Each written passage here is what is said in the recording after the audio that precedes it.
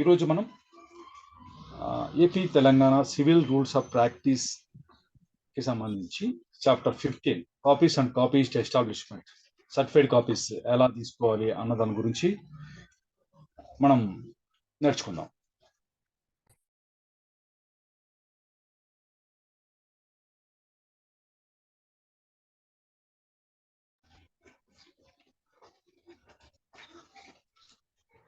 మన జూనియర్స్ కానీ సీనియర్స్ కానీ ఎవరైనా సరే డిగ్రీ కాపీస్ కానీ డిపోజిషన్స్ కానీ లేదా అవతల వాళ్ళు ఫైల్ చేసిన కాపీస్ ఏమన్నా డాక్యుమెంట్స్ కాపీస్ కానీ ఏదైనా సరే కోర్టు నుంచి మనం సర్టిఫైడ్ కాపీస్ అనేది తీసుకుంటూ ఉంటాం. చాలా మంది ఎఫ్ఐఆర్ సర్టిఫైడ్ కాపీ తీసుకుంటుంటారు, డిగ్రీ కాపీ, ప్రింట్ కాపీ, ఏదైనా సరే మనం సర్టిఫైడ్ కాపీ ఎలా తీసుకోవాలి, దానికి సంబంధించిన రూల్స్ ఏంటి అన్నది మనం తెలుసుకుందాం. మనందరూ అప్లై చేస్తూనే ఉంటాం, తీసుకుంటూ ఉంటాం, కానీ దానికి సంబంధించి రూల్స్ ఏమున్నాయి, యాక్చువల్గా కరెక్ట్గా రూల్స్ అయితే ఏమున్నాయని తెలుసుకో. Rule number 188, persons entitle to apply for copies. మరి ఫస్ట్ కాపీస్ గురించి తెలుసుకునే ముందు ఎవరెవరు కాపీస్ తీసుకోవడానికి ఎంటైటిల్డ్, వాళ్ళకి హక్కు ఉంటున్నది, అర్హత ఉంటున్నది అనేది ఫస్ట్ తెలుసుకుందాం. Any party to a suit or proceeding shall be entitled to obtain copies of judgment, decrees or orders made or of any documents exhibited in such suit or proceeding on payment of charges in the manner prescribed under these rules. ఏమంటున్నారు? ఎవరు? Any party to ఈ suit or proceeding ఉంది కదా. ఈ suit కానీ proceeding కానీ పార్టీగా ఉన్న వాళ్ళు ఎవరైనా సరే షల్ బి ఎంటైటిల్డ్ అంటే మీ రైట్ అబ్సల్యూట్ అనమాట. అంటే మీకు రైట్ ఖచ్చితంగా ఉంటుంది, ఎవరే కానీ మీకు రైట్ లేదని అనడానికి అయితే ఉండదు. దేనికోసం? To obtain copies of judgment కాపీలు, డిగ్రీ కాపీలు, ఆర్డర్ కాపీలు, అందులో చేసినవి ఆ సూట్ కానీ ప్రొసీడింగ్స్లో కానీ ఏమైనా పాస్ చేసినవి, or of any documents exhibited in such suit or proceeding. మరి చూడండి, ఏ డాక్యుమెంట్ అయితే ఆ డాక్యుమెంట్ ఇవ్వరు మనకి, సాక్ష్యాలుగా మార్క్ అయినటువంటి డాక్యుమెంట్స్ మటుకే మీకు ఇస్తారు.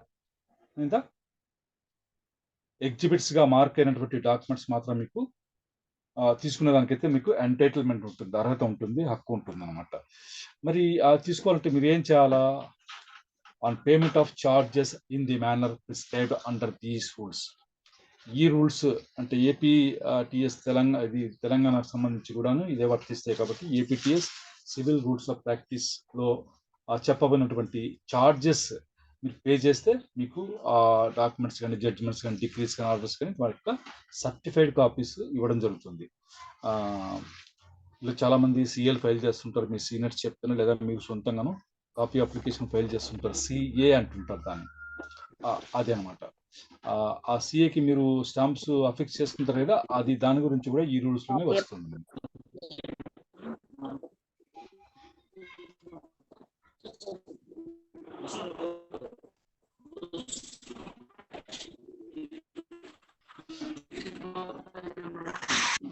Any person who is not a party to a suit or proceeding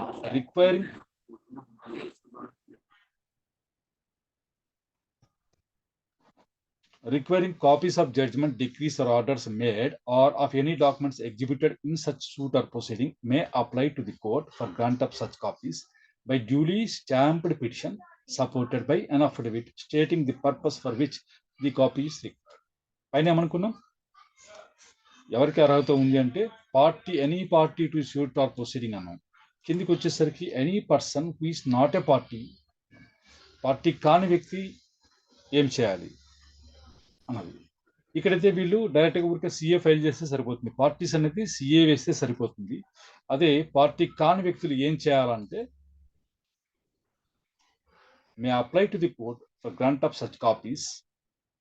దీంతో పాటు వేయాలి బై డ్యూలీ స్టాంప్డ్ పిటిషన్ అంటే వేయాలి, సపోర్టెడ్ బై అన్ అఫిడవిట్, దాంతోపాటు ఒక అఫిడవిట్ ఉండాలి. మరి stating the purpose for which the copy is required, ఆ కాపీ మీకు ఎందుకు అవసరం అవుతుంది అన్న పర్పస్ కూడా మీరు దాంట్లో రాయాల్సి ఉంటుంది. మీకు అందరికీ తెలిసే ఉంటుంది, పరిచయం అయి ఉంటుంది 212 సిఆర్పి, మీకు సివిల్ అది క్రిమినల్ రూల్స్ ఆఫ్ ప్రాక్టీస్ 212 కింద. అంతే, దాని ద్వారా మీరు ఏం చేస్తుంటారంటే క్రిమినల్ కేసెస్లో ఎఫ్ఐఆర్ కాపీలు అవి థర్డ్ పార్టీలు ఒక పిటిషన్ ఫైల్ చేసి తీసుకుంటూ ఉంటారు. అలాంటిది సివిల్లో వచ్చేసి 188 చూడండి, రూల్ నంబర్ 188 2. 188(1) వచ్చేసి పార్టీస్కి, 188(2) వచ్చేసి మీకు not a party and party కాని వ్యక్తులకు అనమాట. అది ఇది బాగా మీరు రాసి పెట్టుకోండి. ఒక్కసారి మీరు మైండ్లో పెట్టేసుకున్నారంటే మీకు ఇంకా ఈ జన్మంతా గుర్తుండాలి అలాగనమాట. మరి సివిల్ 188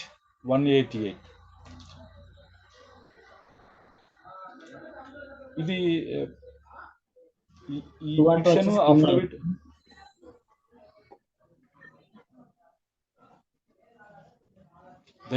దయచేసి మ్యూట్ చేసుకోండి please. Provided that in case of doubt whether the copy applied for should be furnished, the application shall be placed before the judge for registration. ఒకవేళ మీరు కాపీ అప్లికేషన్ వచ్చేసి కాపీ డిపార్ట్మెంట్ ఉంటుంది కదా, అక్కడ మీరు file చేస్తూ ఉంటారు. ఒకవేళ ఈ కాపీ మీకు ఇవ్వాలా వద్దా అన్నది ఆ ఎంప్లాయీ ఉంటారు, ఎవరైతే ఎంప్లాయీ ఉంటారో వాళ్ళకి డౌట్ ఉందనుకోండి, అప్పుడు వాళ్ళు ఈ అప్లికేషన్ తీసుకెళ్ళి, మీరు ఫైల్ చేసిన కాపీ అప్లికేషన్ తీసుకెళ్ళి place before the judge for his decision. ఆయన డెసిషన్ తీసుకోవడానికి కోసం ఆయన ఇవ్వాలా వద్దా అని ఆయన చెప్తారు, జడ్జ్ గారు ఆయన ముద్ర పెడతారు. If the application is refused by the judge, it shall be return to the applicant with the order of judge endorsed on it.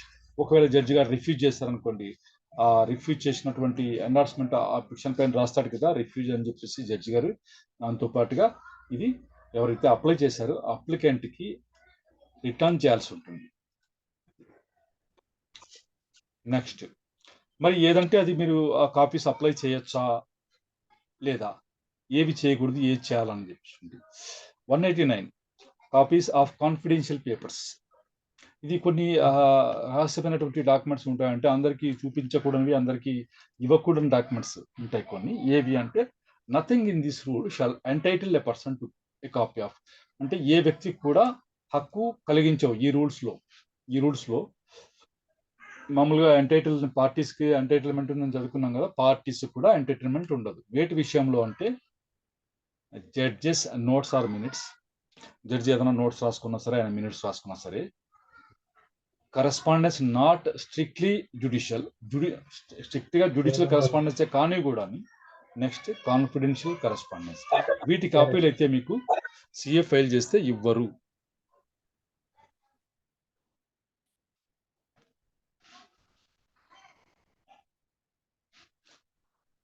190 application for certified copy.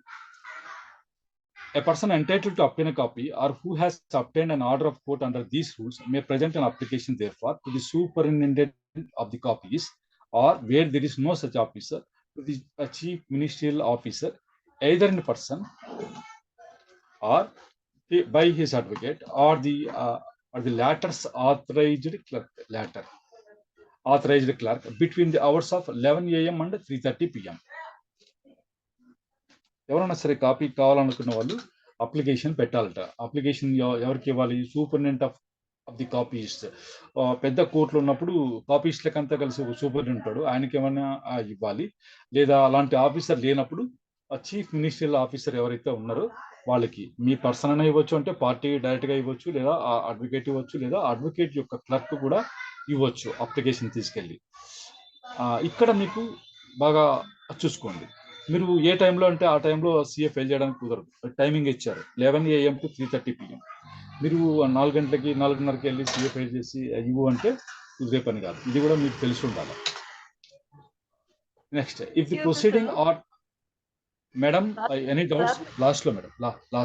No sir మీ డోర్ క్లోజ్ చేసుకోండి sir, disturbance వినిపిస్తుంది.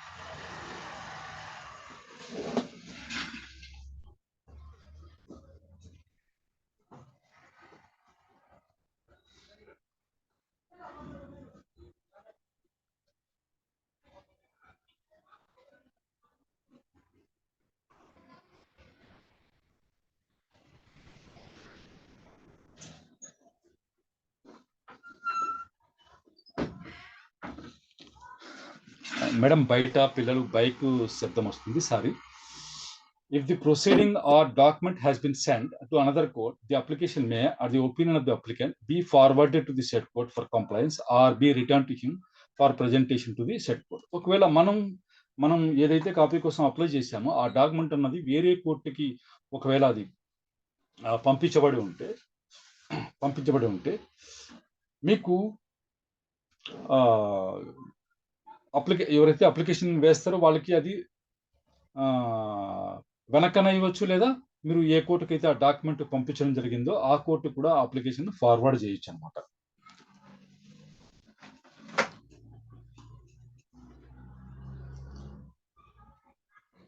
Disturbance ఏమైనా వస్తే చెప్పండి. నేను ear phones పెట్టుకున్నా కదా, full cover ఉంది, నాకైతే వినిపించదు, please. Next, the application shall be in form number 51 and shall set out the name of the applicant and when he is a party to the suit or proceeding, his position in the suit or proceedings and the description of the document of which a copy is required. And an application which is not in proper form shall be written for amendment. Application వచ్చేసి prescribed ఫామ్లోనే ఉండాలి. తర్వాత వచ్చేసి ఏ party తరఫున అది file చేయబడుతుందో దాని గురించి కూడా మీరు రాయాలి. ఒకవేళ అప్లై చేస్తున్న వాళ్ళ సూట్లో లేక ప్రొసీడింగ్స్లో పార్టీ అయినప్పుడు అతని పాత్ర ఏంటి, అతని పొజిషన్ ఏంటి అన్నది కూడా మీరు దాంట్లో రాయాల్సి ఉంటుంది. తర్వాత వచ్చేసి మీకు ఏ డాక్యుమెంట్ అయితే కావాలో ఆ డాక్యుమెంట్ యొక్క డిస్క్రిప్షన్ ఆఫ్ ది డాక్యుమెంట్ కూడా మీరు క్లియర్గా దాంట్లో రాయాల్సి ఉంటుంది. మీకు అందరికీ కాపీ అప్లికేషన్ పరిచయం ఉందా? ఉంది సార్. కాపీ అప్లికేషన్ పరిచయం లేని వాళ్ళ కోసం ఒక్క నిమిషము.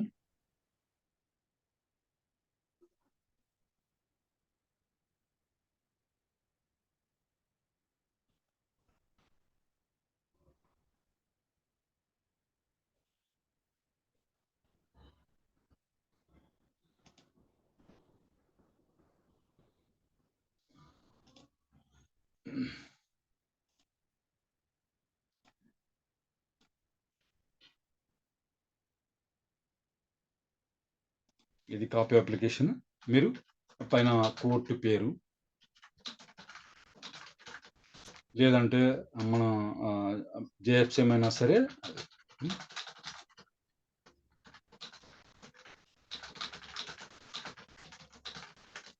చాలా మంది జుడిషియల్ ఫస్ట్ క్లాస్ మేజిస్ట్రేట్ అని రాస్తుంటారు. అలా రాయకండి, judicial magistrate of the first class అని రాయండి, అది కరెక్ట్. ఏం రాస్తారు? జుడిషియల్ మేజిస్ట్రేట్, బాగా వినండి, judicial magistrate of the first class, judicial magistrate of the second class, అలా రాయాలన్నమాట. జుడిషియల్ ఫస్ట్ క్లాస్ మేజిస్ట్రేట్ అనేది అది మామూలుగా ఊరిక వాడుకలో రాస్తుంటారు, కానీ రాయకండి, ఇదే correct. Judicial magistrate of the first class ఇలా రాయండి. ఇక్కడ మీ కేసు నంబరు, క్రైమ్ నంబర్ కానీ, ఓఎస్ నంబర్ కానీ, సిసి నంబర్ కానీ, ఏది సంథింగ్ ఏదైనా సరే అక్కడ వస్తుంది. ఇక్కడ వచ్చేసి మీకు ఎవరైతే ఉన్నారో పార్టీ పేర్లు, సివిల్లో అయితే ప్లెయింటిఫ్, డిఫెండెంట్, క్రిమినల్లో అయితే అక్యూజ్డ్, తర్వాత కంప్లైంట్ ఎస్హెచ్ఓ వాళ్ళకి రాస్తారు. ఇక్కడ మీరు ఎవరి తరఫున ఫైల్ చేస్తున్నారు అన్నది ఇదో ప్లెయింటిఫ్ కానీ, డిఫెండెంట్ కానీ, అక్యూజ్డ్ కానీ ఏదైతే రాస్తారో అక్కడ మీరు రాయాల్సి ఉంటుంది. దాని తర్వాత ఇక్కడ నంబర్ 1 వచ్చి డేట్ ఇచ్చి ఆ description, first information report, inquest report, charge sheet, depositions, 161 స్టేట్మెంట్లు, డిగ్రీ కాపీలు, అలా మీరు ఏది కావాలంటే అది మీరు ఇక్కడ రాసుకోండి. ఇది కేవలం మీరు చదువుకోవడానికి అన్నప్పుడు మీరు ఏం రాయాలంటే ఇక్కడ ఫర్ రెఫరెన్స్ అని రాయాలి. దేనికోసం అన్నప్పుడు ఫర్ రెఫరెన్స్ అని రాయాలి. ఇంతకుముందు కూడా పర్పస్ అని అడిగారు కదా.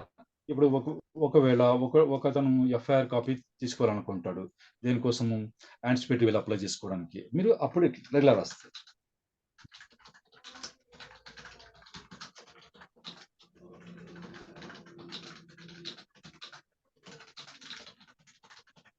సో అండ్ సో అలా పర్పస్ అంటూ రాయాలన్నమాట. ఇలా రాసేసి అలాగా మీకు అడ్వకేట్ ఉంటారు కదా, మీరు ఎవరికి అడ్వకేటో వాళ్ళు సైన్ చేసేసి దీనికి మామూలుగా అయితే 75 పైస్, 75 పైసలు. మేము కొత్తగా వచ్చినప్పుడు పావులా స్టాంప్స్ కూడా ఉండేవి, 25 పైస్ స్టాంప్ కూడా మాకు దొరికేది అనమాట. యాక్చువల్గా దీని ఫీజు 75 పైస్. అవి దొరకడం లేదు కాబట్టి మీరు 1 రూపీ అంటిస్తారు. ఒకవేళ మీకు కాపీ అర్జెంట్ కావాలనుకోండి, ఇక్కడ రాయాలి. ఇక్కడ కాపీ అప్లికేషన్ రాసినా మీరు అర్జెంట్ కాపీ అప్లికేషన్ అని మీరు రాయాల్సి ఉంటుంది. కొంతమంది ఇంకా ఇది రాస్తుంటారు, ఎమర్జెంట్ అని కూడా రాస్తాం. ఎమర్జెంట్ అని రాసినందుకు కోర్టు ఒకసారి అక్షింతలు వేయడం జరిగింది మా జూనియర్స్కి. పాపం అర్జెంట్ అని రాయమన్నారు. అర్జెంట్ అది. ఒకవేళ మీరు అర్జెంట్ కాపీ అప్లికేషన్ రాసినప్పుడు మీరు యాక్చువల్ ఫీజుకి డబల్ వేయాల్సి ఉంటుంది. అంటే 75 పైస్ అంటే 1.5 రూపీ వేయాల్సి ఉంటుంది. మనకు దొరకడం లేదు కాబట్టి మీరు 2 రూపీస్ ఫైల్ చేయాలి. అంటే ఆర్డినరీ కాపీ అప్లికేషన్కి బ్యాక్ సైడ్ ఎంత స్టాంప్ అంటించాలి చెప్పండి? 1 రూపీ అండి. 1 రూపీ. అదే అర్జెంట్ కాపీ అప్లికేషన్ ఫైల్ చేసినప్పుడు మీరు 2 రూపీస్ వేయాల్సి ఉంటుంది. అది దాని తర్వాత మీరు ఏదైతే డాక్యుమెంట్ మీరు అడుగుతున్నారో ఆ డాక్యుమెంట్కి ఇప్పుడు రేట్ ప్రకారం ఈచ్ పేజీకి 2 రూపీస్ ప్రకారం మీరు స్టాంప్స్ డిపాజిట్ చేయాల్సి ఉంటుంది. అది ఈచ్ పేజీ 2 రూపీస్.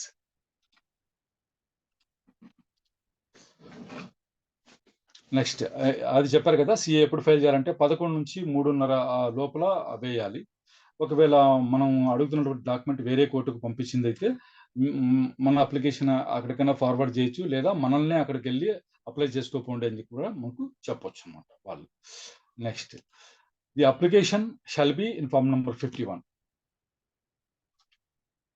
ఇప్పుడు ఇందాక చూసాం కదా మనం, అలాంటిది. అంటే ఎగ్జాక్ట్గా ఫార్మ్ నెంబర్ 51 ఉన్నట్లే ఉండదు మనం పెట్టింది. ఒక్కొక్క కోర్టులో ఒక పద్ధతి ఉంటుంది. మీ కోర్టులో ఉన్నట్టు ప్రొసీజర్ మీరు ఫాలో కండి. Next, defective applications. మరి అదే మరి తెలుసో తెలియకనో మనం తప్పుగా రాసాం అనుకోండి, అలా ఏం చేస్తారు? 191 డిఫెక్టివ్ అప్లికేషన్స్.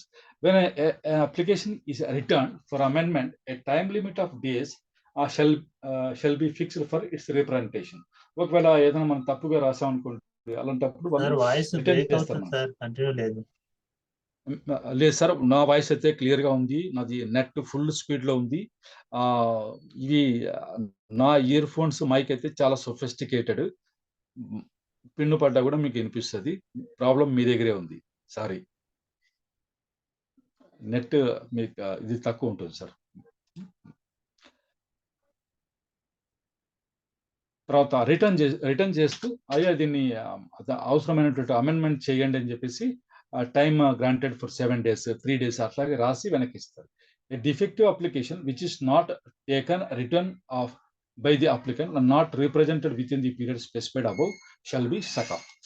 ఆ లిస్ట్లో రాసి ఉంటారు. సిఏ ఫెయిల్ చేసినవన్నీ ఒక లిస్టు రాస్తారు. మీరు వెనక్కి తీసుకోకుండా ఉన్నా సరే, లేదు వెనక్కి తీసుకుని సరైన టైంలో రీప్రజెంట్ చేయకపోయినా సరే, మీ కాపీ అప్లికేషన్ ఆ లిస్ట్లో కొట్టేస్తారు, స్టకప్ చేస్తారు. అంటే మీరు మళ్ళీ కొత్తది వేసుకోవాల్సి ఉంటుంది, అదే అర్థం.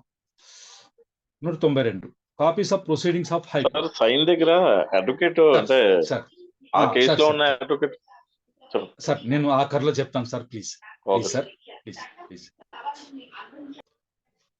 An application for a copy of a plaint, written statement, memorandum of appeal, judgment, decree, or other proceeding of, or in the custody of the High Court, may be made by any party to such proceeding to the court of first instance or to the lower appellate court, and shall be transmitted by the said court to the High Court for disposal. An application for copy of a plaint, written statement, memorandum of appeal, judgment, decree, or other proceeding of, or in the custody of the high court. ఒకవేళ ఈ lower court నుంచి పైకి వెళ్తుంది కదా, ఆ case bundle అంతా అక్కడికి వెళ్ళిపోతుంది. కొన్ని సార్లు కాల్ఫర్ చేస్తారు, మొత్తం రికార్డ్ అన్న అక్కడికి కాల్ఫర్ చేస్తారు. అలాంటప్పుడు మీకు అందులో ఉన్నటువంటి ప్లేట్ కానీ, రిటర్న్ స్టేట్మెంట్ కానీ, అప్పీల్ కానీ, జడ్జ్మెంట్ కానీ, ఇవన్నీ అవసరమైనప్పుడు మీరు మళ్ళీ హైకోర్టు వరకు పరిగెత్తి సిఏ ఫైల్ చేసుకోవాలా అంటే లేదంట. Maybe made by any by a party to such proceeding. ఆ ప్రొసీడింగ్ పార్టీ అయిన వాళ్ళు ఏం చేయొచ్చు అంటే, ఇది court of the first instance. First instance అంటే ఏంటి? మామూలుగా సివిల్ కేసులన్నీ ఎక్కడ ఫైల్ చేస్తాం? మామూలుగా లోయర్ కోర్ట్ అందా, లోయెస్ట్ కాంపిటెంట్ ఏమంటారు దాన్ని? Competent court. మరి మా లోయెస్ట్ కోర్టే. ఇప్పుడు 20 లక్షలు మించింది అనుకోండి, 20 లక్షలు మించితే అప్పుడు లోయెస్ట్ కోర్టు ఏమవుతుంది? మనకి వాల్యూ 20 లక్షలు మించి. మళ్ళీ అది 50 లక్షలు మించినప్పుడు లోయెస్ట్ కోర్టు ఏదైతుంది? District court. అందుకే చెప్పాలనుకున్నప్పుడు మనం కాంపిటెంట్ జ్యూరిస్డిక్షన్ ఉన్న కోర్ట్ అనేది లోయెస్ట్ బట్ కాంపిటెంట్ కోర్ట్ అనమాట, అలా చెప్పాలి. లేదు, అక్కడ మీరు ఫైల్ చేసుకోవాల్సి ఉంటుంది. లేదు, ఫస్ట్ ఇన్స్టెన్స్ కోర్ట్ నుంచి అప్పలేట్ కోర్ట్ ఉంటుంది అనుకోండి. ఒకవేళ ఇప్పుడు జేసీజే కోర్ట్ నుంచి మనకు అప్పీల్ మామూలు కొన్ని అయితే ఇక్కడ ఎస్సీజేకి పోతాయి, కొన్ని అయితే డీజేకి పోతాయి. అలాంటిది అప్పలేట్ కోర్టులో, ఆ అప్పలేట్ కోర్టులో అయినా సరే మీరు సిఏ ఫైల్ చేసుకోవచ్చు. అక్కడ మీరు అక్కడ ఫైల్ చేస్తే అది వచ్చేసి ఎక్కడికి పంపిస్తారు? Shall be transmitted by the said court. ఆ కోర్టు ట్రాన్స్మిట్ చేస్తుంది ఎవరికి? To the high court. దేనికోసం? For disposal. ఈ సిఏ ఫైల్ చేస్తారు, డిస్పోజ్ చేయండి అని చెప్పేసి దాన్ని బట్టి వాళ్ళు సర్టిఫికేట్ కాపీస్ మీకు ఇస్తారు. హైకోర్టు నుంచి వచ్చే అవకాశం అయితే ఉంటుంది. ది కాపీ ఇఫ్ గ్రాంటెడ్, ఒకవేళ అది గ్రాంట్ చేయబడితే, shall be transmitted by the high court to the former court. ఇందాక ఏదైతే కోర్టు పంపించిందో ఈ సిఏని, ఆ కోర్టుకి గ్రాంట్ అయినటువంటి సర్టిఫికేట్ కాపీని హైకోర్టు పంపిస్తుంది. And on payment of the prescribed fee shall be delivered to the applicant. మరి ఆ ప్రిస్క్రైబ్డ్ ఫీజు ఆయన పే చేసిన తర్వాత ఎవరైతే ఈ కాపీస్ కోసం అప్లై చేస్తారో వాళ్ళకి ఈ కాపీ డెలివర్ చేయబడుతుంది. No copy of any proceeding of the high court shall be granted by a subordinate court. ఒకవేళ హైకోర్టుకు సంబంధించిన ప్రొసీడింగ్స్ ఏవి సబార్డినేట్ కోర్టులు గ్రాంట్ చేయవద్దు. An application by a person not a party to the proceeding shall be made directly to the High Court. An application by a person not a party to the proceeding shall be made directly to the High Court. ఒకవేళ ఈ దీంట్లో ఉన్నటువంటి చిన్న తేడాను మనం గమనించాలి. ఇక్కడ ఏమొచ్చింది మనకి? Party to the proceeding. Party to the proceeding అయితే ఏం చేయాలట? ఆ కోర్టులో మన lowest court of first instance కానీ లోయర్ అపిలేట్ కోర్టులో కానీ సిఏ ఫైల్ చేసుకోవాలని చెప్తున్నారు. ఒకవేళ పార్టీ కాని వ్యక్తి ఎవరన్నా ఉంటే చూడండి, పర్సన్ నాట్ ఏ పార్టీ అయితే మీరు డైరెక్ట్ గా హైకోర్టుకి వెళ్ళి సిఏ ఫైల్ చేసుకోవాల్సిందే అని చెప్తున్నారు. మనకి రూల్ నంబర్ 192 అది చెప్తారు. ఇది దీంట్లో ఉన్నటువంటి తేడా అయితే మనం కొంచెం నోట్ చేసుకోండి. పార్టీ అయిన వాళ్ళు కింది కోర్టులోనే సిఏ ఫైల్ చేసుకోవచ్చు. పార్టీ కాని వాళ్ళు డైరెక్ట్ గా హైకోర్టుకి వెళ్ళి చేసుకోవాలి. ఎప్పుడు అంటే ఈ ప్రొసీడింగ్స్ అన్ని హైకోర్టు ముందర నడుస్తున్నప్పుడు మాత్రమే. మామూలు పరిస్థితులు అయితే ఏ కోర్టు అయితే ఆ కోర్టుకి వెళ్తాం. ఈ కేసు బండిలలో హైకోర్టుకు వెళ్ళినప్పుడు మనకు ఒకవేళ దానికి సర్టిఫికేట్ కాపీస్ కావాలన్నప్పుడు ఈ పరిస్థితి. పార్టీ అయితే ఈ కింది కోర్టులోనే ఫైల్ చేసుకోవచ్చు. పార్టీ కాని వాళ్ళు మాత్రం డైరెక్ట్ గా అది చూడండి బాగా రాశారు, directly to the high court. Next 193 ఇది అందరికీ పరిచయమే ఉంటుంది. జూనియర్స్ కి కొద్ది పెద్ద కోర్టులలో ఉన్న వాళ్ళకి ఇది బాగా పరిచయం అయితే ఉంటుంది. కాల్ ఫర్ స్టాంప్స్ అని వినుంటారన్నమాట.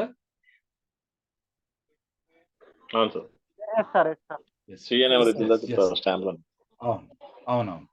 Number 1, every day a list showing the applications in which the records have been received. ప్రతిరోజు ఇది ఒక లిస్ట్ అంటూ పబ్లిష్ చెయ్యాలట. చేస్తారో లేదో మనకు తెలియదు కానీ చెయ్యాలట. ఇది ఎన్ని అప్లికేషన్స్ వచ్చాయి, ఎన్ని అప్లికేషన్స్ లో రికార్డ్ అయితే రిసీవ్ చేసుకోబడ్డాయి అన్నది. And the number of stamp papers required in each case shall be prepared and affixed to the notice board of the court between the hours of 3:30 PM and 5 PM. ఇక్కడ మీరు time గమనిస్తున్నారు లేదో చూడండి. ప్రతిరోజు ఒక list అంటూ తయారు చేసి ఎన్ని ఈ సీఏలు అయితే ఉన్నాయి, ఈ సీఏలలో రికార్డ్స్ అన్ని వచ్చాయి. కొన్ని సఫిషియెంట్ స్టాంప్స్ ఇచ్చుంటే ముందే పర్లేదు, ఇవ్వనప్పుడు ఇన్ని స్టాంప్స్ అయితే ఈ కేసులో ఇన్ని స్టాంప్స్ రిక్వైర్ ఉన్నది, కావాల్సి ఉన్నది అని చెప్పేసి ఆ లిస్ట్ ప్రిపేర్ చేసి నోటీస్ బోర్డ్ ఆఫ్ ది కోర్టుకి ఏ టైంలో పబ్లిష్ చేస్తారు చూడండి, ఫిక్స్ చేస్తారు 3:30 to 5 సార్. మరి సిఏ ఏ టైం నుంచి ఏ టైం వరకు తీసుకుంటారు? 3:30 వరకు. అది 3:30 నుంచి వాళ్ళు ఈ పని మీద ఉంటారు కాబట్టి అది మనం టైం గమనించుకోవాల్సింది. మనం నేను చెప్తున్నది ఏమంటే, అడ్వకేట్స్ స్టాఫ్ చెప్పింది వినే పరిస్థితి కాకుండా స్టాఫ్ కు మనం చెప్పగలిగే పరిస్థితిలో ఉండాలా అన్నది నా పర్సనల్ ఒపీనియన్. అప్పుడే మీకు కోర్టులో మీ వర్క్ ప్రాపర్ గా జరుగుతుంది. మీకు రూల్ తెలియదని అవతలవాడు పసిగట్టాడు అనుకోండి, అంతే. Such list shall remain on the board for the clear working days. ఆ డే అంతా అవి ఆ బోర్డు పైన ఉండాలి. Application upon which the requisite stamp papers have been deposited shall be struck off from the list. ఈ ఈ కేసులో ఇన్ని స్టాంప్స్ అవసరం ఉన్నాయి అని చెప్పేసి మనం నోటీస్ బోర్డులో వేసి ఉంటారు కదా, మీరు ఆ స్టాంప్స్ డిపాజిట్ చేశారనుకోండి, అప్పుడు మీ కేసు అయితే ఆ లిస్ట్ నుంచి స్ట్రక్ ఆఫ్ చేస్తారు, తీసేస్తారు. After the expiry of the period prescribed for the deposit of the stamps, the list shall be taken down and filed in the record for 12 months and shall then be destroyed. మీరు దానికి సంబంధించిన time అయిపోయిన తర్వాత, expire అయిపోయిన తర్వాత ఆ list వచ్చేసి తీసేస్తారు. తీసేసి రికార్డులో పెట్టడం జరుగుతుంది. ఎన్ని రోజుల పాటు పెడతారు అంటే 12 months. చూడండి, ఆ తర్వాత అది డిస్ట్రాయ్ చేయబడుతుంది, తర్వాత దొరకదు. If the required stamp papers have not been deposited by 3 p.m. on the 4th working day, counting from the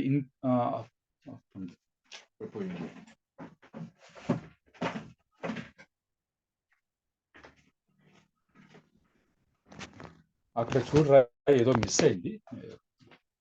from the డేనా,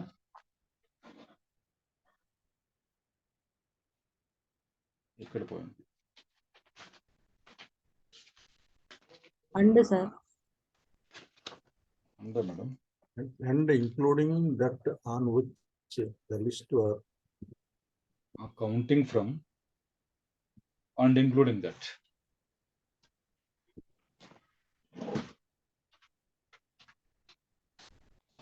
And including that on which the list were first affixed, the application shall be struck off, and unless it is restored on an application made to the court for the purpose, copy shall be granted only on fresh application. ఒకవేళ మీరు required stamps ఏదైతే call for చేశారో అవి మీరు 4th working day రోజున 3 గంటలకి, మధ్యాహ్నం 3 గంటల లోపల మీరు ఇవ్వకపోతే, counting from and including that అంటే ఏదైతే బోర్డుకి అఫిక్స్ చేస్తారో ఆ రోజు నుంచి ఆ రోజుతో కలుపుకుని కౌంట్ చేస్తారు 4వ రోజుని.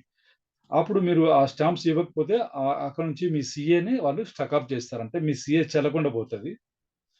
ఒకవేళ మరి సిఏను రిస్టోర్ చేయమని మీరు పిటిషన్ పెట్టుకొని అలౌ చేయించుకుంటే తప్ప, అప్పుడు ఆ కాపీ ఎప్పుడు ఇస్తారంటే copy shall be granted only on a fresh application. మళ్ళీ మీరు కొత్తగా ఒక సిఏ ఫైల్ చేసుకోవాల్సి ఉంటుంది, అప్పుడు మాత్రం మీకు ఆ కాపీస్ గ్రాంట్ చేయబడతాయి. లిమిటేషన్ పోతుంది అన్నప్పుడు దాన్ని కంటిన్యూ చేసుకోవచ్చా సార్? సార్ డౌట్స్ ఏమంటే దయచేసి రాసి పెట్టుకోరా. ప్రతి రూల్కి మనం క్లియర్ చేసుకుందాం ప్లీజ్. మనం ఇప్పుడు రూల్ నెంబర్ 193 చదువుకుంటున్నాం, గుర్తుపెట్టుకోండి. అది అందులో 3. The above procedure shall apply for collecting additional stamp papers when the number first supplied has been found to be insufficient. మీరు మొదట ఇచ్చినటువంటి స్టాంప్స్ ఏమన్నా సిఏతో పాటు ఇచ్చున్నారు అనుకోండి, అవి సఫిషియెంట్ గా లేవు అని కనుక్కోబడినప్పుడు ఇదే ప్రొసీజరే అప్లై అవుతుంది. అంటే మళ్ళీ వాళ్ళు కాల్ఫర్ చేసినప్పుడు అడిషనల్ గా కావాలన్నా సరే మీరు ఇవ్వాల్సిందే. Provided that where the additional stamp papers called for are not deposited, but the stamp papers originally deposited are sufficient for the preparation of complete copies of one or more of the documents applied for, the application shall be struck off only as regards the documents which cannot be prepared by reason of the insufficiency of the stamp paper supplied. ఒకవేళ మీరు ఒక 4 stamp papers మటుకే వేశారు, first వేశారు, అక్కడేమో ఒక 10 stamp papers అవసరం అవుతున్నాయి. మీకు 4 స్టాంప్ పేపర్స్ పైన ఒక డిగ్రీ కాపీ అయితే వాళ్ళు చేయగలిగారు, ఆ డిగ్రీ కాపీకి సరిపోతాయి అవి. అలాంటప్పుడు డిగ్రీ కాపీ మాత్రమే ఇస్తారు, మిగతావి మీరు సిఏ అప్లై చేస్తుంటారు కదా, ఆ డాక్యుమెంట్స్ అని మీకు ఇవ్వరు, కొట్టేస్తారు. In such cases the superintendent of the copies of such other officer as the judge may appoint in this behalf shall decide which document shall be copied and the decision shall be final. ఒకవేళ అవి ఉన్నాయి కదా, నేను ఇందాక చెప్పాను కదా, మీరు 10 అవసరమైన చోట 4 ఇచ్చారనుకోండి, ఆ 4 ఏ డాక్యుమెంట్ మీకు కాపీ ఇవ్వగలుగుతారో అదే ఇవ్వచ్చు. అది ఆ డెసిషన్ కూడా వాళ్ళే తీసుకుంటే పవర్ ఉంటుంది, ఏది ఇవ్వాలా అన్నది. ఇప్పుడు మీరు నేను చెప్తా ఉంటే మీరు ఫాలో అవుతున్నారో లేదో, మీకు డౌట్ వచ్చిందో లేదో తెలియదు, కానీ చెప్పండి, ఎవరికన్నా ఏమైనా అర్థమైందా నేను చదివేది?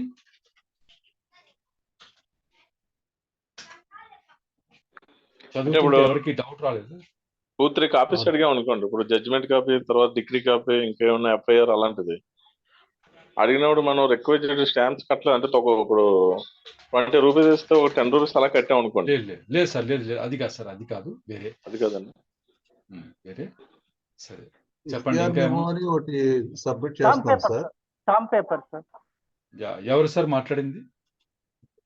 ఇస్తియార్ మెమో అని సార్. ఇందాక ఎవరు స్టాంప్ పేపర్ అన్నారు? ఎగ్జిబిట్ కి స్టాంప్ పేపర్ పెట్టాలి సార్, 20 రూపీస్. సతీష్ సార్. ఒక్క నిమిషం ఉండండి సార్ ప్లీజ్. స్టాంప్ పేపర్ అని ఎవరున్నారు ఇందాక? ఎవరు స్టాంప్ పేపర్ అన్నారు? Satish. Satish. Very good sir. Stamp paper గురించే నేను చెప్తున్నాను. ఇప్పుడు మీకు స్క్రీన్ పైన చూపిస్తుంది చూడండి. This is called stamp paper. దీన్ని కాపీ స్టాంప్ అంటారు. అందులో టైప్ చేయడం చూడండి. మీరు ఇప్పుడు జెరాక్స్ తీసుకుంటున్నారు. మీ జనరేషన్ జెరాక్స్ తీసుకుంటుంటారు. మీకు జెరాక్స్ కాపీలు ఇస్తారు కదా, మీరు స్టాంపులు అంటిస్తారు 2 రూపీస్వి. చిన్నవి సప్లై చేస్తే వాళ్ళు దానిపైన అంటించి పంచుకొట్టి సీల్ వేసి ఇస్తారు కదా మీకు. మా హయాంలో ఇలా జరిగేది. ఇలా ఉంటుంది. కాపీ స్టాంప్ అంటే ఇలా ఉంటుంది. మేము కాపీ స్టాంప్స్ ఇలాంటివే కోర్టులో ఫైల్ చేసేవాళ్ళం. ఎంతో చూడండి, 60 పైసలు అది పేజీ అప్పట్లో. ఉంది కదా, పలకండి ప్లీజ్. ఎస్, దీంట్లో చూడండి, ఇది కాపీ స్టాంప్. క్లియర్ గా మీకు అనిపిస్తుంది కదా. అక్కడ కోర్టు పేరు రాశారు. In the court of district munsif Sompeta. ఆ డిస్ట్రిక్ట్ మున్సిఫ్ అనేవాళ్ళు నాకు తెలిసి 1997 వరకు, 97-98 వరకేమో. అప్పుడు నేను కొత్తగా ఫీల్డ్లోకి వచ్చినప్పుడు డిస్ట్రిక్ట్ మున్సిఫ్ అనేవాళ్ళు. తర్వాత జూనియర్ సివిల్ జడ్జిగా మారింది. అక్కడ సీనియర్ సివిల్ జడ్జి గారిని సబార్డినేట్ జడ్జి అనేవాళ్ళు, సబ్ కోర్ట్ అని కూడా అనేవాళ్ళు. అది సీనియర్ సివిల్ జడ్జిగా మారింది. ఇది కాపీ స్టాంప్ చూడండి. ఈ స్టాంప్ కాబట్టి వాళ్ళు స్టాంప్ పేపర్స్ అని అందులో మనకు రూల్స్ లో వస్తా ఉంది. మనం చదువుకుంటుంది స్టాంప్ పేపర్స్ అంటే ఎవరు గమనించాలా అదనమాట. అది ఈ రూల్స్ మటుకు చేంజ్ చేయకుండా అది స్టాంప్ పేపర్స్ అన్నారు చూడండి. అయ్యే వేస్తే మన ఈ స్టాంప్ పేపర్స్ వేస్తే దాని మీద ఫస్ట్ ఇన్ఫర్మేషన్ ఎఫ్ఐఆర్ కూడా కాలమ్స్ ఎన్ని ఉన్నాయో అన్ని టైప్ చేసి ఇచ్చేవాళ్ళు. ఆ టైప్ చేసినప్పుడు కూడా టైప్ ఒకరు చేస్తారు, తర్వాత వచ్చేసి ఒకరు చదువుతారు, ఒకరు వెరిఫై చేస్తారు. చూడండి, రెడ్ బై అని సంతకం చేయాలా, వెరిఫైడ్ బై వాళ్ళు సంతకం చేయాలా, క్లర్క్. అంత పని ఉంటుంది దానికి. చేసి మళ్ళీ కరెక్షన్స్ ఏమైనా ఉంటే కరెక్షన్స్ మళ్ళీ దాంట్లో కరెక్షన్ చేస్తారు, ఇనిషియల్ వేస్తారు. అది అప్పుడు లాస్ట్ లో మాకు ఎగ్జామినర్ సైన్ చేసి ఇచ్చేవాళ్ళు. ప్రతిదీ టైప్ మిషన్ పైన చేసి ఇచ్చేవాళ్ళు. మీలాగా 1 నిమిషంలో జెరాక్స్ కాపీ చేసి ఇచ్చేంత లేదనమాట అది. ఎందుకంటే ఎవరన్నా స్టాంప్ పేపర్స్ అంటే ఏంటి అని అడిగారు అనుకోండి, తెలుసుకోవడం కోసం నేనైతే ఆ పిక్చర్ అయితే మీకు చూపించాను. సరే, 194. When stamp papers not available. ఒకవేళ స్టాంప్ పేపర్స్ అవైలబుల్ గా లేనప్పుడు ఏం చేయాలంటే చూడండి. It shall be open to the parties after obtaining the previous order of the judge in this behalf. ఈ విషయంలో జడ్జి గారి ప్రీవియస్ ఆర్డర్ తీసుకొని to furnish a white foolscap size paper of durable quality with the requisite court fee stamps affixed on each sheet in lieu of stamp papers. ఏం చేయొచ్చట? తెల్ల కాగితాలు full స్కాప్ size ఉన్నటువంటి full స్కాప్ size కొంచెం durable quality అంటే కొద్దిగా మందంగా ఉన్నవి full స్కాప్ size white papers పైన requisite court fee stamps affix చేసి పైన కార్నర్ లో అవి in Liu of stamp papers. ఈ స్టాంప్ పేపర్స్ దొరకనప్పుడు వాటి బదులుగా ఇవి మీరు వేయచ్చు కోర్టులో, ఇవి దాఖలు చేయొచ్చు అనమాట. ఆ వైట్ పేపర్ కి పైన స్టాంప్ వేసి ఇవ్వచ్చు అన్నది. ఆ పని ఇప్పుడు మీరు చేస్తున్నారు. జెరాక్స్ కాపీలకి మీరు ఆ స్టాంపులు ఇస్తారు. And the papers so stamp shall for all purposes B deemed to be stamp papers. అలా ఫైల్ చేసినటువంటి తెల్ల కాగితాలు కూడా, స్టాంపులు అఫిక్స్ చేయబడినటువంటి తెల్ల కాగితాలు కూడా స్టాంప్ పేపర్స్ గానే అన్ని పర్పస్ కోసం భావించబడతాయి, స్టాంప్ పేపర్స్ గా భావించబడతాయి. ఆల్టర్నేటివ్ ఇచ్చారు కదా, అన్ని సందర్భాల్లో మనకు స్టాంప్ పేపర్స్ దొరకకపోవచ్చు, ఒకసారి స్టాక్ ఉండకపోవచ్చు. అలాంటప్పుడు ఏంటి అన్నప్పుడు కూడా వాళ్ళు ఆలోచించి ఇదైతే పెట్టారు రూల్, వైట్ పేపర్ కూడా వేయచ్చు అని చెప్పేసి. Next 195 order in which application should be complied with. మీరు సిఎల్ ఫైల్ చేస్తారు, ఏది ఫస్ట్ ఇవ్వాలా ఏది తర్వాత ఇవ్వాలా అనే ఆర్డర్ ఉంటుంది కదా, ఎలా అన్నది. The preparation of the copies of the documents applied for or such of them as admit of being copied in full and the stamp papers deposited shall as far as possible be undertaken in accordance with the serial order of the copy applications.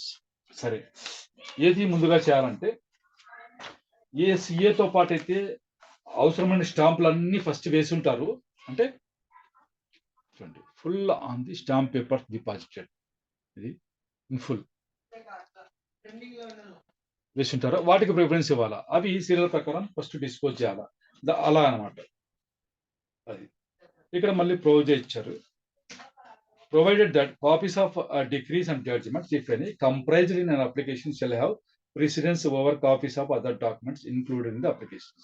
ఒకవేళ మీరు CA file చేసినప్పుడు ఆ సిఏలో decrease కానీ judgement కాపీలు మీరు అడుగున్నట్లయితే first అవి ఇస్తారు. Degree కాపీలు జడ్జ్మెంట్ కాపీలు ఫస్ట్ అవి తయారు చేస్తారు, మిగతావి తర్వాత. అంటే ఫస్ట్ ప్రిఫరెన్స్ వాటికి ఇవ్వడం జరుగుతుంది.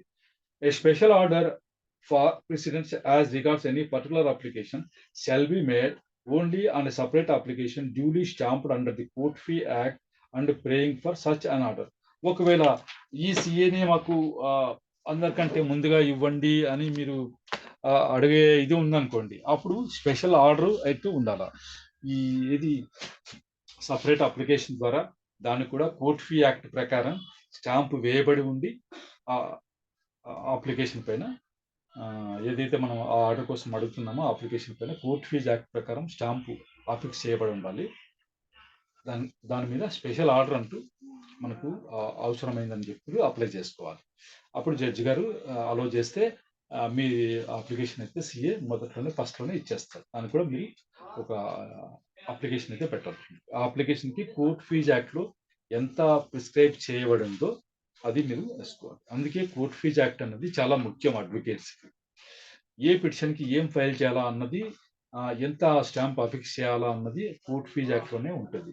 అందులో షెడ్యూల్ ఉంటుంది, మీకు ప్రతిదీ అందులోనే ఉంటుంది. హెచ్ఎంఓపి వేసినప్పుడు మీరు ఎంత స్టాంప్ వేయాలా, ఐపీ వేసినప్పుడు మీరు ఎంత స్టాంప్ వేయాలా, ఇంజంక్షన్ కోసం ఐఏ వేసినప్పుడు దానిపైన ఎంత స్టాంప్ వేయాలా, అటాచ్మెంట్ బిఫోర్ జడ్జ్మెంట్కి ఎంత వేయాలా, క్యాబినెట్ ఫైల్ చేసినప్పుడు ఎంత ఇవ్వాలా అన్నది, అట్లాంటి రూల్స్ అన్ని కోర్ట్ ఫీజ్ యాక్ట్లోనే ఉంటాయి. తర్వాత ఏ సూట్కి ఎంత కోర్ట్ ఫీజ్ వేయాలా, ఆర్ట్ వాల్యూమా లేకపోతే మార్కెట్ వాల్యూని బట్ట అన్నది కూడా దానిపైన అవగాహన లేకపోతే మీరు పైసా కూడా చెల్లరు. అంతే, కోట్ ఒకటి వేసుకొని ఉంటారు కానీ ఏం పనికిరారు అన్నమాట. కాబట్టి ఇది నేర్చుకోవాలి. తెలుసుకోవాల్సిన సబ్జెక్ట్ ఏంటంటే ఇది అనమాట. స్పెషల్ ఆర్డర్ అంటే మెమో ఫైల్ చేయాలండి రెగ్యులర్ కోర్టులో? అవును సార్, అవును సార్, అవును sir. Please sir, sir please దయచేసి ఏమనుకోకండి, ఆఖరిలో చూద్దాం సార్ ప్లీజ్. ఎందుకంటే నేను యూట్యూబ్లో పెట్టినప్పుడు సార్ క్లాస్ మధ్యలో డిస్టర్బెన్స్ ఉంటుందని చెప్తున్నారు చాలా మంది. Please posting of list of copies. సరే, ఇందాక మనం ఒక లిస్ట్ అంటూ అఫిక్స్ చేస్తారు కోర్ట్ నోటీస్ బోర్డు అని చెప్పుకున్న ఏదైతే అప్లికేషన్ కాపీస్ రిసీవ్ చేసుకోబడాయో రెడీగా ఉన్నాయో అవి అక్కడ వేస్తారు. ఎన్ని స్టాంప్స్ ఇంకా కావాల్సి ఉందో అది లిస్ట్ అంటూ ఫైల్ చేస్తారు. ఈ లిస్ట్ వేరేది 196 ప్రకారం a list of copies ready for delivery, అంటే రెడీ అయినవి, అయ్యా మీ కాపీస్ రెడీ అయినా వచ్చి తీసుకెళ్ళండి అని చెప్పేసి తెలియజేయడం అనమాట. ఈ list of copies ready for delivery shall be pasted on the notice board of the court at 11 AM. 11 AM కు లిస్ట్ తగిలిస్తారు. 11 AM తర్వాత నుంచి 3:30 వరకు మళ్ళీ సిఎల్ తీసుకుంటారు. అది వాళ్ళ టైమింగ్. కాబట్టి ఆ టైమింగ్ అనేది మీరు అబ్జర్వ్ చేయండి. ఈచ్ డే ప్రతిరోజు అలాగే ఆ నోటీస్ బోర్డులో వేస్తారు. And shall remain thereon for 3 clear working days. అది 3 రోజులు అయితే ఆ లిస్ట్ అయితే అట్లే పెడతారట. అంటే చూసుకొని మీరు మీ కాపీలో వచ్చి తీసుకెళ్ళిపోవచ్చు. The copy and any unused stamp paper shall be delivered to the applicant between the hours of 10:30 to 11:30. మరి ఏంటి సార్ 11:30 అని అన్నారు కదా, ఆ గంట సేపు ఏం చేస్తారంటే అదో రెడీ అయిన కాపీలన్నీ వాళ్ళు ఎవరి వాళ్ళకి ఇచ్చేస్తారు. 11:30 AM and 3 PM and 5 PM. And if the copy is not claimed by the applicant within 12 months from the date of posting the said list, ఆ లిస్ట్ పోస్ట్ చేసేటప్పటి నుంచి మీరు 12 months లోపల కాపీ తీసుకెళ్ళలేదు అనుకోండి, రెడీ అయినటువంటి certified copy, it shall be destroyed. వాళ్ళు దాన్ని destroy చేసేస్తారు 12 months తర్వాత. Immediately after the copies are delivered to the applicant concerned, the entries relating there to shall be struck off the list. ఒకవేళ మీరు ఎవరిదైతే కాపీలు delivery ఇచ్చారో వాళ్ళది డెలివరీ ఇచ్చేసాము అని చెప్పేసి ఆ లిస్ట్ లో ఆ సిఏ నంబర్ కొట్టేస్తారు. అలాగనమాట. The list shall be retained for 12 months after which they shall be destroyed. ఆ లిస్ట్ కూడా 12 months పాటు ఉంటుంది, తర్వాత డెస్ట్రాయ్ చేయబడుతుంది.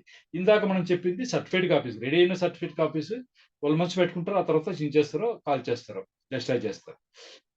తర్వాత as and when copies are delivered to the parties, appropriate entry shall be made in the list. ఆ list లో సరైన ఎంట్రీ అంటే డెలివరీ చేసినట్లు దాంట్లో రాసేసి, మీరు సర్టిఫైడ్ కాపీలు మీకు ఇచ్చినట్లయితే వాళ్ళు రిజిస్టర్ లో మీ సంతకాలు అయితే తీసుకుంటారు, లేదా తీసుకుంటారు కదా. Yes, sir. Yes, sir. అది Sure. 197 disposal of incomplete copies and unused Unused, sir.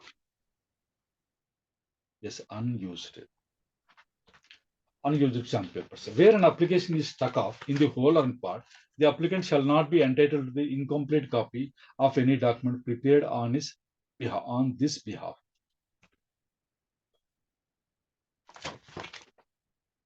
On his behalf. The incomplete copy shall be destroyed after 12 months from the date on which the application was stuck off. Insufficient stamps supply చేసినప్పుడు మనకు ఎంతవరకు వాళ్ళు copy చేయగలుగుతారు అంతవరకు చేసుకుంటారు. అది incomplete గా ఉంటుంది కాబట్టి సర్టిఫైడ్ కాపీ అది వాళ్ళకైతే పార్టీకి అయితే ఇవ్వరు, అది డెస్ట్రాయ్ చేస్తారు. 12 months తర్వాత డెస్ట్రాయ్ చేస్తారు. మరి wear an applicant has furnished the required number of stamp papers but some remain unused ఓయింగ్ to the copies writing two closely. ఇక్కడ దీన్ని బట్టి మీకు అర్థమవుతుంది.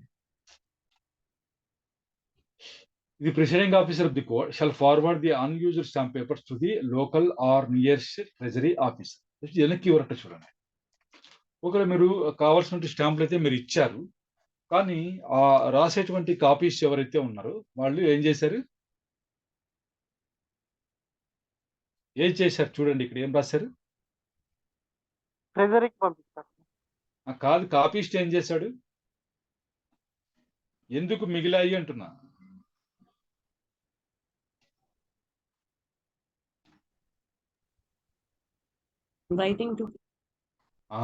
రైటింగ్ ఆ కాపీ చేసేటువంటి వ్యక్తి రైటింగ్ చాలా దగ్గరే రాస్తే 2 పేజీల్లో రావాల్సిన మ్యాటర్ 1 పేజీలోనే వచ్చేస్తుంది. 3 పేజీల్లో రావాల్సింది 2 పేజీల్లో వచ్చాయనుకోండి, ఆ ఒక స్టాంప్ మిగులుతుంది కదా, అదనమాట. అలా మిగిలినవి ఏవి మీకు వెనక్కి ఇవ్వరు. ఎక్కడ పంపిస్తారు? Preceding officer the court shall forward the unused stamp papers to the local are the nearest treasury officer. ఇది మీకు తెలియాల్సిన రూల్ కదా. మీరు ఎప్పుడన్నా పిఓ అయ్యారనుకోండి, అప్పుడు ఇలా మిగిలిన స్టాంపులు ఏం చేయాలా అన్నప్పుడు మీకు ఇంటర్వ్యూలో క్వశ్చన్ అడిగారు అనుకోండి, ఇది మీరు ఆన్సర్ చెప్పాల్సి ఉంటుంది. ట్రెజరీకి పంపిస్తాను, local are the nearest treasury officer. మళ్ళీ చూడండి, అర్థమైంది కదా.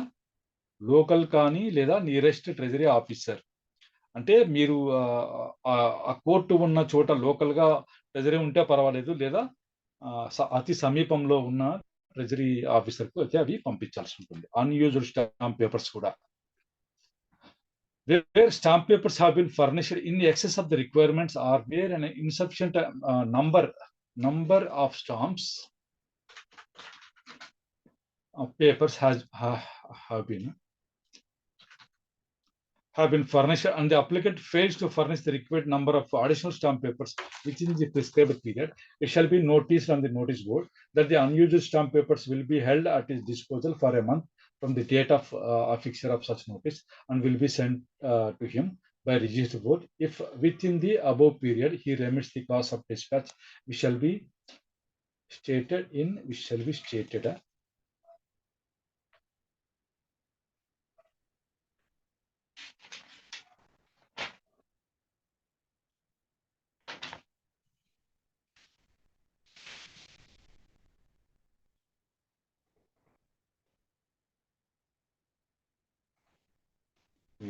stated in each case.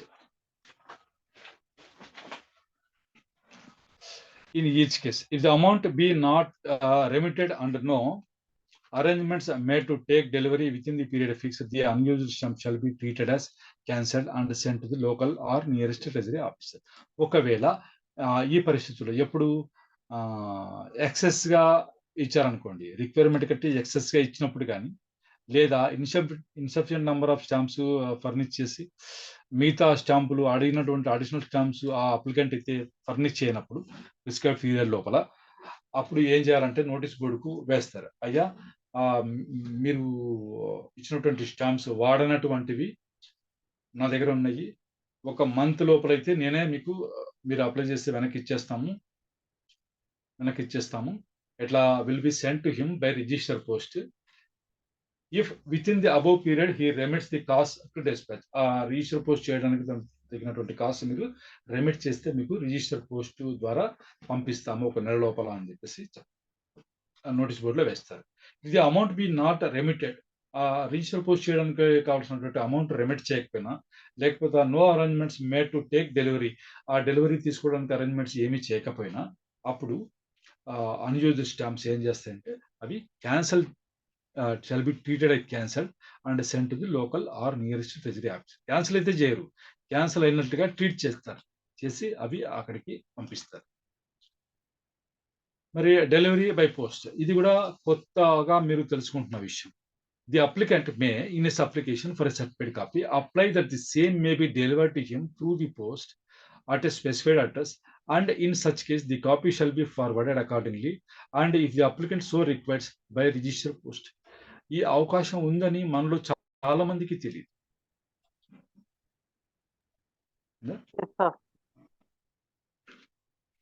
ఏమడగచ్చట, అయ్యా ఈ సర్టిఫైడ్ కాపీ నాకు పోస్ట్ లో పంపించండి పలానా అడ్రస్ కి అని చెప్పేసి మీరు పోస్టల్ కవరు ఎంక్లోజ్ చేయొచ్చు, అప్లికేషన్ కి ఎంక్లోజ్ చేయొచ్చు, లేదా రిజిస్టర్ పోస్ట్ ద్వారా పంపించని చెప్పేసి సఫిషియంట్ స్టాంప్స్ అఫిక్స్ చేసినటువంటి ఎన్వలప్ కూడా దాంతో పాటు పెడితే మీకు అది డెలివరీ బై పోస్ట్ వస్తుంది. దానికి కూడా అవకాశం ఉంది. చాలా మంది ఇది వాడుకుంటలేం మనం కదా, చాలా మంది ఇట్లాంటి ప్రయోజనం అంటూ ఒకటి ఉందని చెప్పేసి మనం ఇవాళ తెలుసుకుంటూ ఉంటాం. సరే, ఇవన్నీ ఎందుకు చదువుకోవాలంటే మీకు ఇంటర్వ్యూలోనో లేదా మీకు జెస్సీజీ ఎగ్జామ్ ఇంకో ఎగ్జామ్ ఇది వచ్చింది అనుకోండి, దాంట్లో ఈ క్వశ్చన్ అడిగారు అనుకోండి, ఎవరైనా పోస్ట్ లో పంపించమని సీఏ ఫైల్ చేస్తే మీరు పంపిస్తారా లేదా అని అడిగారు అనుకోండి, నేను అడుగుతారని చెప్పాలా, అడిగారు అనుకోండి, మనం తికమక పడిపోయే ఇది లేకుండా ఇదైతే తెలుసుకున్నాం. Next 199 ceiling and certificate. All copies furnished by the court shall be certified to be true copies and shall be sealed. ఇది సీల్ ఆఫ్ ది కోర్ట్. మీరు గమనించుంటారో గమనించలేదు, ఇప్పుడు మీకు ఫర్నిష్ చేస్తున్నటువంటి జెరాక్స్ కాపీలో అంతా ఒక సైడ్ కి ట్రూ కాపీ అని సీల్ వేసి ఉంటారు, వేరేగా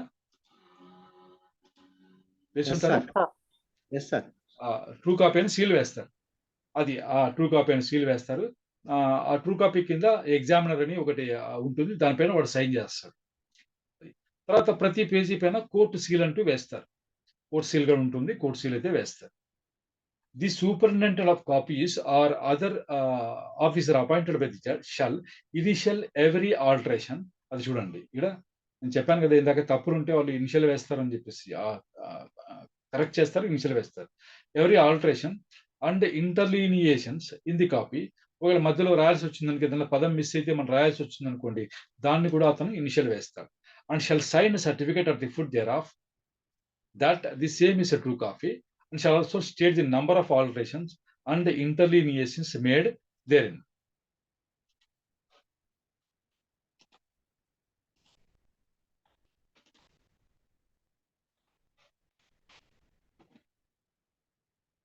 ఈ కాపీ చూడండి,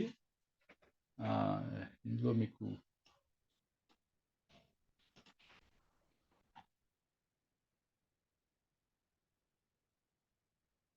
ఈ కోర్ట్ సీల్ అంటే ఇక్కడ ఉంది కదా, మీకు ఇక్కడ కోర్ట్ సీల్ కనపడుతుంది, సైడ్ కి కోర్ట్ సీల్ ఉంది.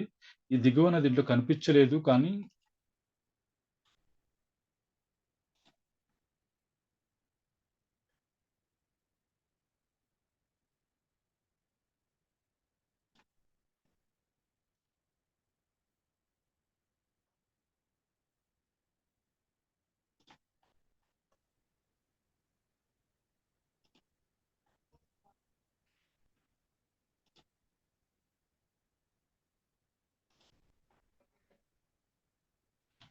ఆ పేజీ కింద అయితే వాళ్ళు అలా రాస్తారనమాట.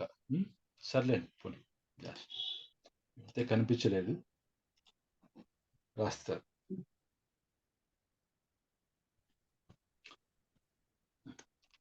Next 200 endorsement as to dates. మరి ఈ ఏదైతే కాపీ అప్లికేషన్ ఇలా మీరు ఫోల్డ్ చేసిన తర్వాత టాప్ లో ఒక రెక్టాంగులర్ అంటారా, దీర్ఘ చతురస్రాకారం షేప్ లో ఉండే ఒక సీల్ అంటూ వేస్తారు కాపీ డిపార్ట్మెంట్ వాళ్ళు. సీల్ వేయడమో లేదా ప్రింటెడ్ ఫామో ఉంటుంది ఒకటి. ఆ సీల్ ఏమంటుందంటే దాంట్లో every copy shall bear and endorsement showing the dates on which the application was made. ఆ డేట్ రాస్తారు. The application was return, the application was represented, the stamps were deposited, ఇది స్టాంప్స్ వర్ కాల్డ్ ఫార్, ఇవన్నీ ఉంటాయి దాంట్లో. ఇవన్నీ తర్వాత వచ్చేసి మీకు the copy application CA number అని ఒకటి ఉంటుంది. ఆ సిఏ నంబర్ కూడా దాంట్లో సర్టిఫికేట్ కాపీ పైన మీకు మెన్షన్ చేస్తారు. లేదా ఎవరి దగ్గర మీరు సిఏ ఉంటే దయచేసి చూడండి, ఆ ఫోల్డ్ చేసి ఉంటారు కదా, దాని టాప్ లో సీల్ వేసి ఉంటారు.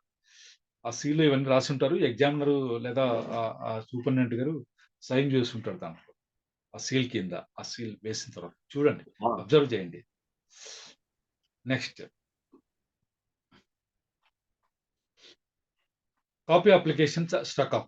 Any copy application stuck off under rule 191 or under rule 193 supra అంటే పైన చెప్పిన విధంగా స్టక్ అప్ చేసినప్పుడు may be restored by the court on a petition supported by an affidavit preferred for that purpose.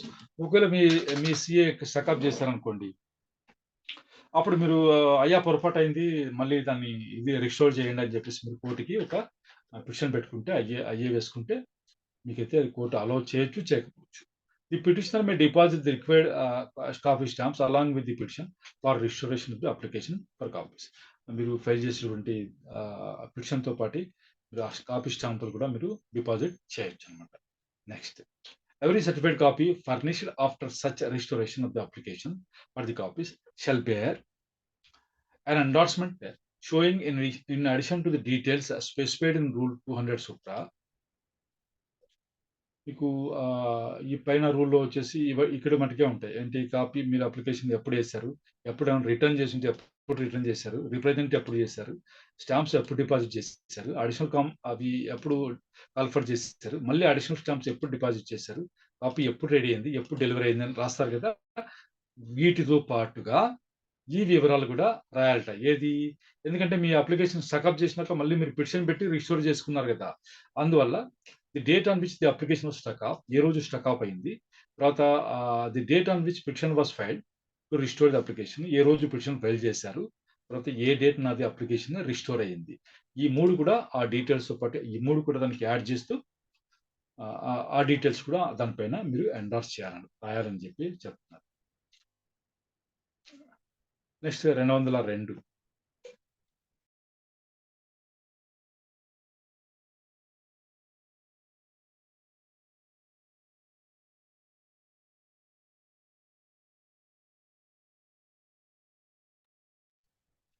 drafting of formal orders. When an application is received for a copy of a judicial order for purpose of appeal or revision, the court shall draft a formal decree and furnish a copy of the same after collecting necessary charges. ఒకవేళ మీరు అప్పీల్కి వెళ్ళాలి, నేను రివిజన్కి వెళ్ళాలి అని చెప్పేసి అని copy కోసం అడిగారు అనుకోండి, ఏ కాపీ కోసం, copy of A judicial order for purpose of appeal or revision, the court shall draft a formal decree. Formal decree ni court to draft cheyalata and furnish a copy of the same after collecting necessary charges.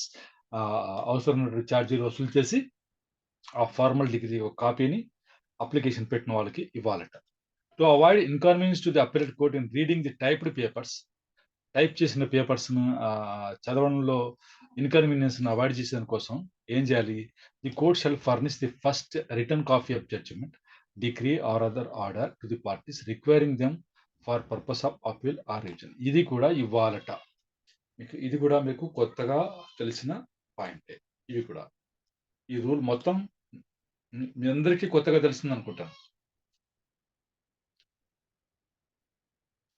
Appellate కోర్టుకి inconvenience లేకుండా type చేసినవి చదవడంలో మీరు writing లో రాసినటువంటి copy కూడా ఇవ్వాలట చూడండి. ఇది court shall అంటే ఖచ్చితంగా ఇవ్వాలి. The first return copy of judgement, decree or order to the parties requiring them for purpose of appeal or revision. Appeal revision కోసము ఈ పార్టీస్కి అయితే first return copy of judgement, decree or order కూడా ఇవ్వాలట. మనకు అన్ని అవకాశాలు ఉన్నాయి. Next 203 copying charges. 1 copy stamp paper shall be furnished for every 350 words. 350 పదాలకి ఒక స్టాంప్ పేపర్ అవసరం అవుతుంది. Or part thereof 350 words కానీ అంతకు మించి లోపల కానీ ఉంటే ఒక కాపీ స్టాంప్ అవసరం అవుతుంది. In the case, a copy for which Article 21 of the Schedule 1A of the Stamp Act 1899 as amended and the rules made thereunder required the production of non-judicial stamp paper of a particular value, the stamp paper or paper separate for the purpose shall be used for copying and shall be written on the same manner as if they were copy stamp papers. Copy stamp paper shall be furnished to make up deficiency in the papers required to complete the copying. దీనిపైన ఇందాక మనం చూసిన దానిపైన ఏం రాశారు? Copy stamp అని రాశారు. అలాగే మీకు ఇది కూడా చూసుంటారు మీరు. ఏమన్నది ఇది? ఏముంది? Non judicial stamp paper. Yeah అవును, ఎన్జే స్టాంప్స్ అని కూడా అంటారు. ఎన్జే స్టాంప్స్ అని అంటూ ఉంటారు. వీటిపైన ఏం రాస్తారంటే మనం ఇవి స్టాంప్ డ్యూటీ పే చేయాలి కదా, ఏదైనా సేల్ డీడ్ కానీ గిఫ్ట్ డీడ్ కానీ ఏదైనా సరే దానికి స్టాంప్ డ్యూటీ పే చేయాల్సిన పక్షంలో స్టాంప్ డ్యూటీ ఏ రూపంలో పే చేస్తామంటే ఇదా ఎన్జే స్టాంప్ రూపంలో పే చేస్తూ ఉంటుంది. ఇంతకు ముందు ఎవరు తెలుగి అనే వ్యక్తి స్కామ్ జరగక ముందు అది పెద్ద స్కామ్ అనమాట. అంటే స్టాంప్ పేపర్స్ గురించి మన దొంగ నోట్లు తయారు చేసినట్లు ఇలా ఎన్జే స్టాంప్స్ కూడా తయారు చేసి పెద్ద కుంభకోణానికి పాల్పడ్డారు అనమాట. అది అప్పట్లో అలా జరిగేదంటే 10,000, 20,000 వాల్యూ ఉన్న ఎన్జే స్టాంపులు కూడా దొరికేవి బయట, నాన్ జ్యుడిషియల్ స్టాంప్స్. అది జరిగిన తర్వాత ఆ స్టాంప్ పేపర్స్ ప్రింట్ చేయడం అన్నది వాల్యూ నాకు తెలిసి 100 రూపీస్ కంటే ఎక్కువ ఇప్పుడు ప్రింట్ చేయడం లేదు. 100 రూపీసే ఎక్కువ వాల్యూ. 100, 50, 20, 10 రూపీస్వి దొరుకుతున్నాయి ఇప్పుడు. మిగతా స్టాంప్ డ్యూటీ వల్ల మనం బ్యాంకులో చలన రూపంతో పే చేస్తున్నాం స్టాంప్ డ్యూటీ సబ్ రిజిస్టర్ ఆఫీసులలో. అది ఎన్జే స్టాంప్. అది తర్వాత సార్ రిజిస్టర్ ఆఫీస్లో ఉంటుంది అది. ఇది ఒకవేళ ఆ కాపీ అన్నది ఈ స్టాంపు పేపర్స్ పైన చేయాల్సి వచ్చినప్పుడు ఆ పర్టికులర్ వాల్యూ దానిపైన చేయాల్సి వచ్చినప్పుడు దానిపైన అది చేయాలి. ఆ పర్పస్ కోసం సప్లై చేసినటువంటి స్టాంపు మీదనే చేయాలి. And shall be return on the same manner as if there copy stamps. అవి కాపీ స్టాంప్స్ గానే భావించి దానిపైనే టైప్ చేసి ఇవ్వడం జరగాలి. Copy stamp paper shall be furnished to make up the deficiency in the papers required to complete the copying. ఒకవేళ ఆ supply చేసినటువంటి నాన్ జ్యుడిషియల్ స్టాంప్స్ సఫిషియెంట్ గా ఏదైతే ఆ కాపీయింగ్ కంప్లీట్ చేయడానికి సఫిషియెంట్ లేదనుకోండి, ఆ డెఫిషియన్సీని మీరు మేకప్ చేయడానికి అంటే పూర్తి చేయడానికి కాపీ స్టాంప్స్ ఇస్తే సరిపోతుంది అన్నమాట.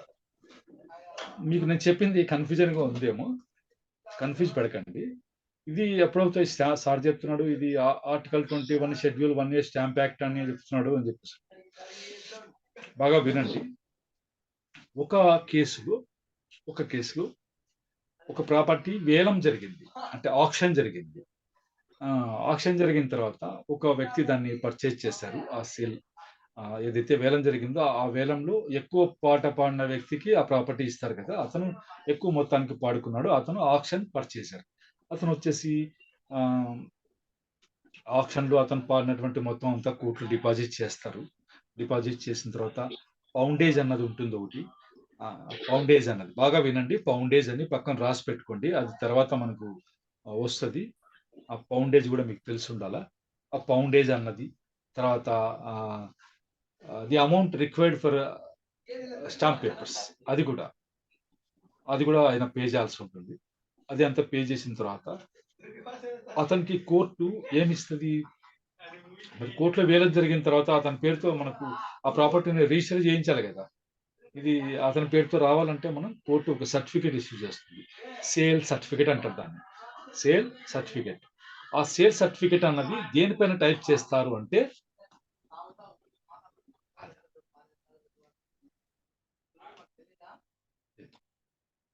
దేనిపైన టైప్ చేస్తారు.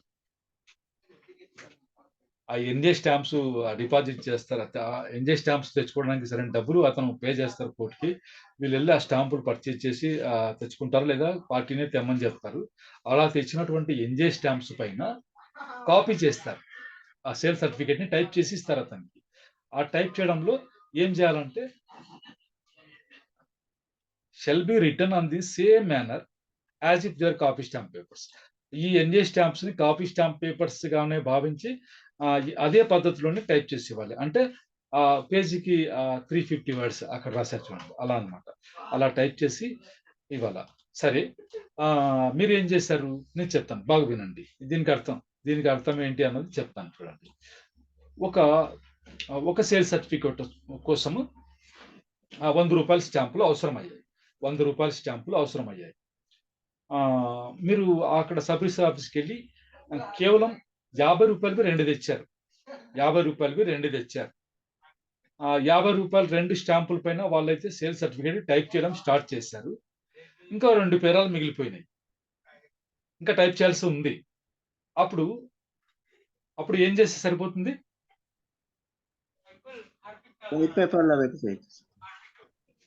లేదు చూడండి, stamp paper, extra stamp paper ఇది కాపీ స్టాంప్స్ వేస్తే సరిపోతుంది అంటున్నారు. ఎన్జే స్టాంపులు అయితే రిక్విజిట్ ఎన్జే స్టాంపులు అయితే తెచ్చుకున్నాం, కానీ దాంట్లో మ్యాటర్ సరిపోలా. టైప్ చేసేదానికి కాపీ చేసేదానికో ఆ స్టాంప్స్ అయితే సరిపోలేదు. ఇంకా చేయాల్సినప్పుడు ఏం చేయాలంటే copy stamp paper shall be furnished to make up the deficiency in the papers required to complete the copying. ఈ ఎన్జే స్టాంపుల పైన మ్యాటర్ను కంప్లీట్ చేయడానికి అవసరమైనటువంటి ఇంకా ఏమైనా ఉంటే అవి కాపీ స్టాంప్స్ పెడితే సరిపోతుంది అంటున్నాం. ఇదే పద్ధతి ఎక్కడ పాటిస్తాం?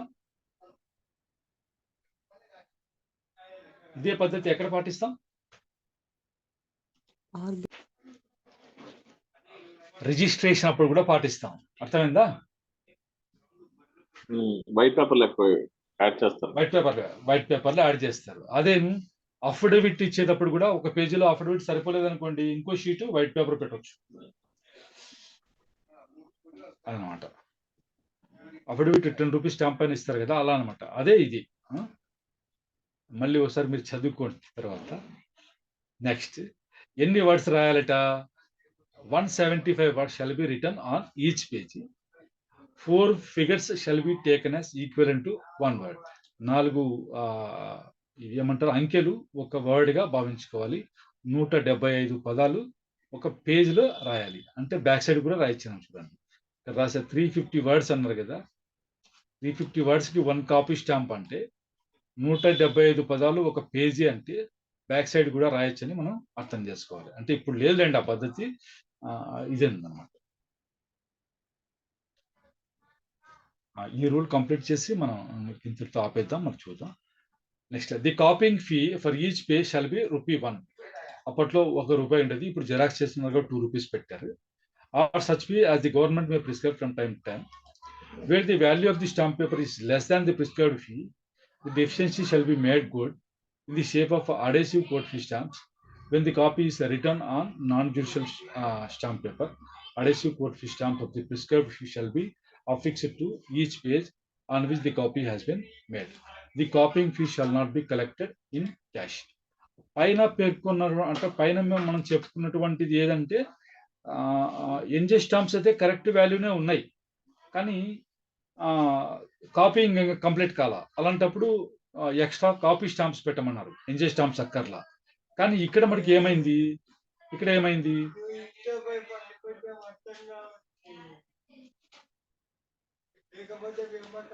మీరు 10 రూపాయలు ఎన్జే స్టాంపు వేయాల్సిన చోట మీరు 5 రూపాయలదే తెచ్చారు. 10 రూపాయలు తేవాల్సిన చోట మీరు 5 రూపాయలే తెచ్చారు. అది లెస్ దాన్ ప్రిస్క్రైబ్డ్ ఫీజు ఉంది. 5 రూపాయల స్టాంప్ తెచ్చారు. దానిపైన ఏం చేయాలని చెప్తున్నారు?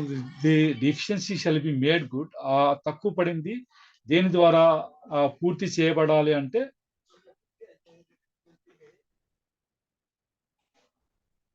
దానిపైన adhesive court fee stamps affix చేయాలి. అంటే 5 రూపాయలు ఎంజాయ్ స్టాంప్ ఉంటుంది, యాక్చువల్గా మీకు 10 రూపీస్ పడి తేవాలా. అలాంటప్పుడు మీరు ఏం చేయాలంటే ఎక్స్ట్రా 5 రూపాయల బిల్ల మీ దగ్గర ఉంటుంది కదా, కోర్ట్ ఫీజు స్టాంపు 5 రూపీస్ది, అది గమ్మేసి ఆ స్టాంప్ పైన అంటించాలి తలపైన. అర్థమైందా? అలాగనమాట. అలా చేస్తే రిపీట్ చేయరా సార్ ప్లీజ్? ఇప్పుడు ఇప్పుడు ఏం లేదమ్మా, ఒకటి చెప్తాను, ఒక్క నిమిషం ఉండండి.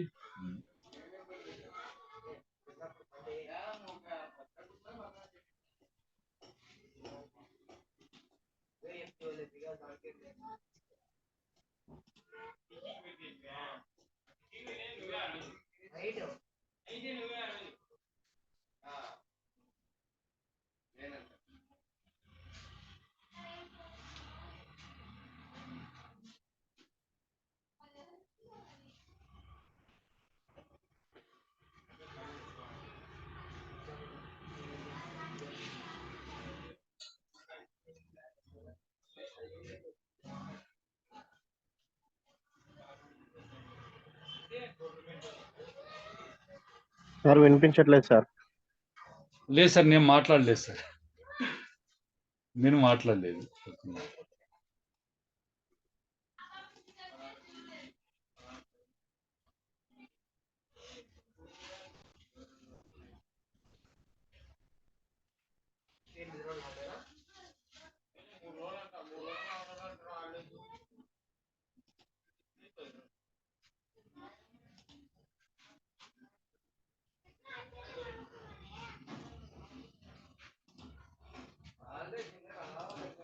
సార్ పౌండేజ్ గురించి ఒకసారి చెప్పరా ఈ లోక?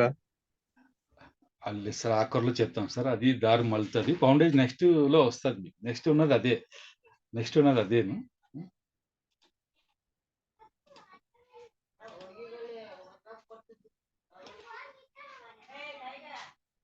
ఇది మీకు స్క్రీన్ పైన కనిపిస్తుందా?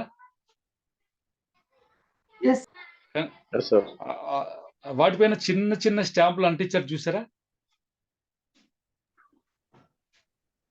చిన్న చిన్న స్టాంపులు కూడా అంటించారు కదా. ఎన్ని ఉన్నాయి స్టాంప్స్? చిన్నవి 4 ఉన్నాయి. నాలుగు ఉన్నాయి కదా, 4 ఉన్నాయి. మనం ఎగ్జాంపుల్ చెప్పుకున్నాము. మీరు నాన్ జ్యుడిషియల్ స్టాంప్ వచ్చేసి 20 రూపాయలది సప్లై చేయాలనుకోండి, మీకు 10 రూపీస్దే దొరికింది, 10 రూపీస్ దొరికింది. మిగతా 10 రూపీస్ మీరు ఏం చేయాలని చెప్తున్నారు? కోర్ట్ ఫీ స్టాంపులు అంటించాలి.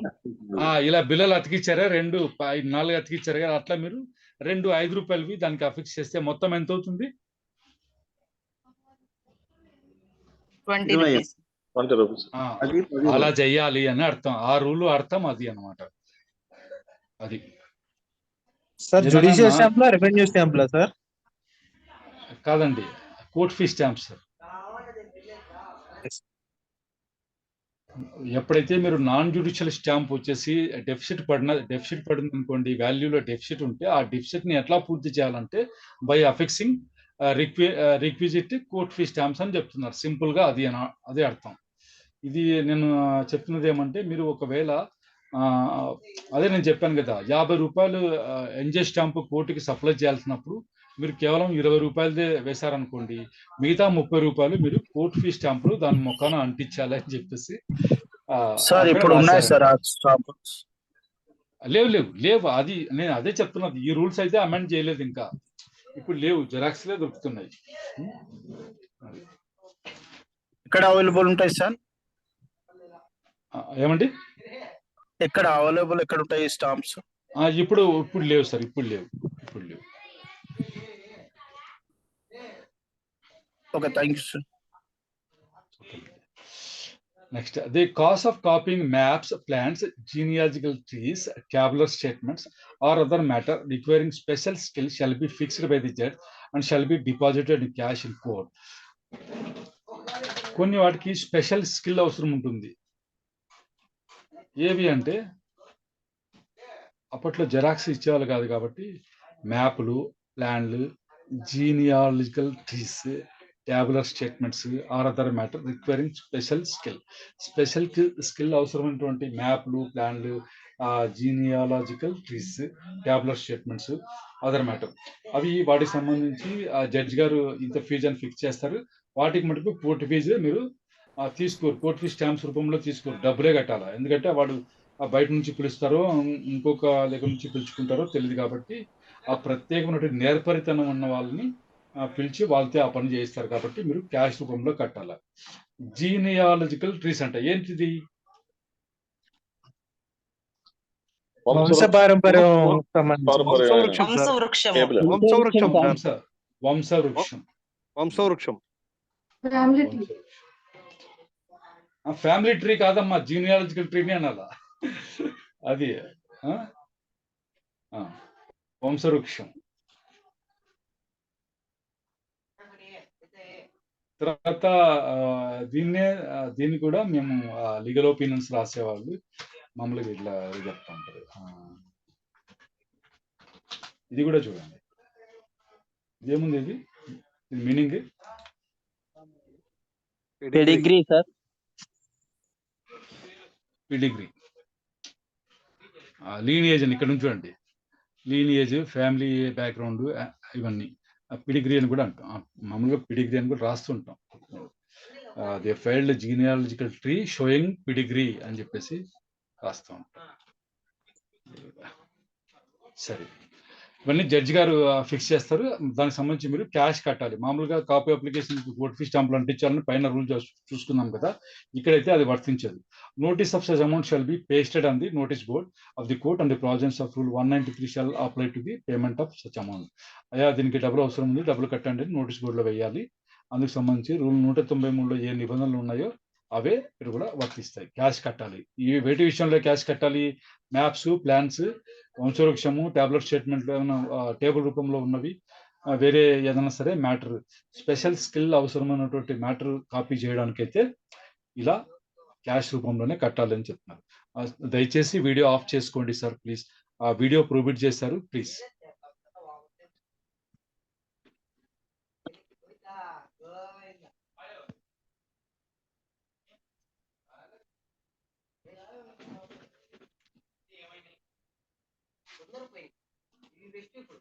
Next, except in a case requiring special skill, copying charges for execution petitions, declared registers, sale proclamations, books of account or other matters, including lines and columns, shall be levied with reference to the space occupied, provided that not more than 175 words shall ordinarily be copied on or computed as the equivalent of 1 page. ఈపీలకు కానీ డైగ్లాట్ registers అంటే ఏంటివి? అసలు డైగ్లాట్ అంటే ఏంటి? Land కి సంబంధించినటువంటి information మొత్తం పెట్టింటారు sir, అదే డైగ్లాట్ సార్. రవిచంద్ర గారు కాదు, డైగ్లాట్ అంటే అర్థం ఏంటి?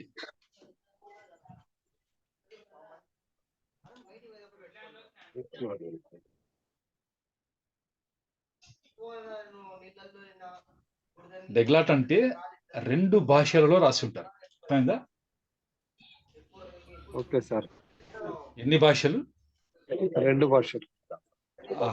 ఇప్పుడు చూడండి, మీరు ఆ గూగుల్ తల్లి ఉంది కదా, చూడండి ఏం చెప్తారు ఆమె. డైగ్లాట్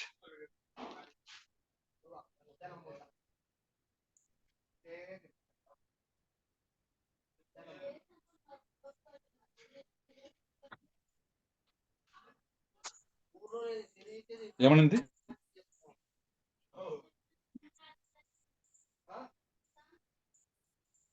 ఎడిషన్ ఆఫ్ ఏ బుక్ అన్నారు సార్. లేదు, డైగ్లాట్ DIGLOT బైలింగ్వల్ అని రాశారు చూడండి. Bilingual edition of a book. ఏం రాశారండి డైగ్లాట్ అంటే? ద్విభాషా గ్రంథం.